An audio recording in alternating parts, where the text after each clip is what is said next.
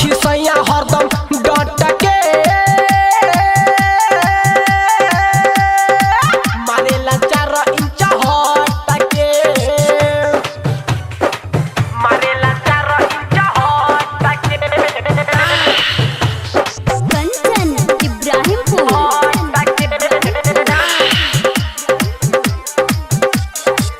मारेला 4 इंच हट के रोजमू हवा में चाभेला पाने लगे से जिया पे लेली जाना रोजमू हवा में चाभेला पाने लगे से जिया पे लेली जान होठावा के दांते काटे लगे मुरा छाती फाटे आवेला ये बीसीडी रट के मारेला 4 इंच हट के रहे सखी सैया हरदम डट के मारेला 4 इंच हट के